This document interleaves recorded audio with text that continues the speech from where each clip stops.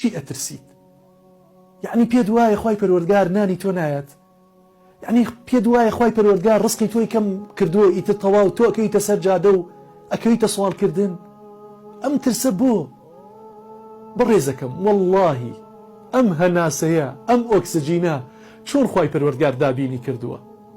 چۆن نەیداوەتە دەسی هیچ مەخلوقاتێکی خۆیەوە تا بیدا بە تۆ؟ والله ئەوهاش ڕزق و ڕۆزی و مەعیشەتمان بەدەست خوای پەروەردگارە نەک بەدەست خەڵک. والله ڕزقەکەمان لای دەوڵەمەندێک نییە، لای حیزب و لای حکومەتێک نییە. چۆن هەناسەکانمان خوا دابینی ئەکات ڕزقەکانیشمان ئاوا خوا دابینی ئەکات. وفي السماء رزقكم وما توعدون. برا عزیزەکەم خوشکە بە حورمەتەکەم بەخوا ڕزق و ڕۆزی من و تۆ لە ئاسمانە نەک لای دەوڵەمەند و نەک لای حیزب و حکومەتێک. ترسی ناوێک. وما من دابة في الأرض إلا على الله رزقها.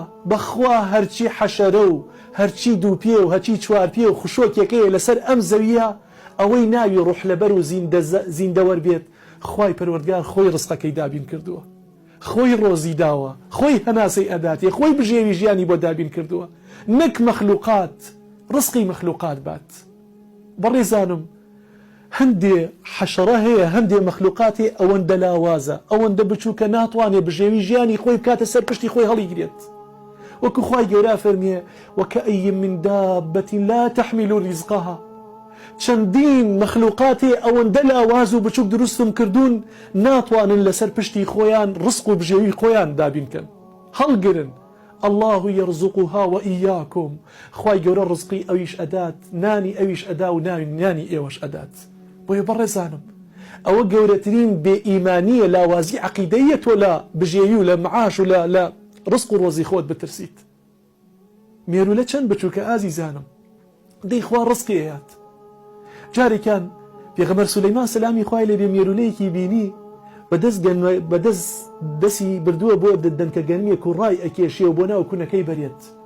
پرسیاری لێ کرد وتی تۆ ساڵی چەند دەنکە گەنمە خۆی؟ وتی 3 دەنکە گەنم. وی پێغەمبەر سولەیمان کردێ ناو عولبەیەکەوە ناو شوشەیەکەوە 3 دەنکە گەنمیشی داپی. ساڵی بەسەرا چوو هاتەوە سەیرەکە دەنکونیویەکی خواردووە. پرسیاری لێ کرد وتی ئەی تۆ نەدوو 3 دەنکە خۆم؟ وتی ئەزانی بۆ دەنکونیویەکەم هێشتەوە؟ ئەو کاتەی کەوتمە دەسی تۆ ترسم لەوە بوو تۆ من لە یادکەیت، بۆیە دەنکونیویەکەم هێشتەوە بۆ ساڵی ئایندا. بەڵام ئەو کاتی کەوا من ئازاد بووم لە دەرەوە ئەسوڕامەوە نانم ئەخوارد بژێویم بۆ خۆم پەیا کرد، ترسم لەوە نەبوو خوا لە من خوای گەورە من لە یاد کات، بۆیە من ئەوسا سێم ئەخوار بەڵام ئێستا یەکونی و ئەخۆم. بۆیە بەڕێزانم واللهی چۆن لە مردن ڕاکەین ئەوهاش لەم ڕزقەکەمان ڕاکەین، واللهی ڕزقەکەمان پێمان ئەگاتەوە چۆن مردن پێمان ئەگاتەوە. مەفەرمودەی پێغەمبەری عەزیز صلی الله عليه وسلم. بۆیە ناکرێ هیچ مسلمانێک ترسی لە ڕزق و ڕۆزیەکەی هەبێت. والله عەزیزەکەم، والله برا بەڕێزەکەم، خوشکە بە حورمەتەکەم، سوێن بەخوا یەک قەترە ئاوت ما بێت لەم دنیایە تۆ وەفات ناکەی تا ئەو قەترە ئاوە نەچێ بە گەروتە. والله یەک پارود ما بێ تا ئەو پاروەنانە نەخۆی تۆ نامریت. بۆیە بەڕێزەکەم ئەگە دەست لە کارێکی حرامایە لەبەر خوا وازی لێ بێنە. مەڵێ من ئیتر ئەگەر ئەو مەعاشەم نەبێ چی بکەم، ئەگەر ئەو بژێویم نەبێ من لە برسا ئەمرم. نە بەڕێزەکەم خوای پەروەردگار خۆی دابینی ئەکات. والله من ترك شيئا لله عوضه الله خيرا منه. هەر کەسێ لە پێناو خوایە واز لە کارێکی حرام بێنێ، کاسبێکی حرام بێنێ، خوای گەورە لەوە بە باشتر بۆی قەرەبووە کاتەوە. سەرنجی ئەم گەنجە بن ئەڵێ من بەڕێوبەری یەکێک لە فندقە گەورەکانی وڵاتی مصر بووم. ئەم فندقە عەرەقی تیا خورایەوە، ئیمانم زۆر ئازاری ئەدام، ویژدانم زۆر ئازاری ئەدام، زۆر نامورتاح بووم چونکەم کارەکەم حرام بوو، بەڵام هیچ ئیشێکی تریشم نەبوو، نەم ئەزانی چی بکەم، وازی لێ ئەهێنم کاسبیم نییە، وازی لێ ناهێنم خوای پەروەردگار عوقوبەمەیات، چی بکەم؟ هەستام چوم بۆ لای شێخ شەعڕایی بەڕەحمەت بێخوا، پرسیارم لێ کردم یا شێخ من مدیری ئەو فندقە گەورەیەم، بەڵام لەگەڵ ئەوەیە گوناهی تیا کرێت، عەرەقی تیا خوڕێتەوە، من چی بکەم؟ وتی شێخ پێمی وت وازی لێ بێنە لەبەر خوا، چکەم خوا فەرمیێ ومن يتق الله يجعل له مخرجا ويرزقه من حيث لا يحتسب.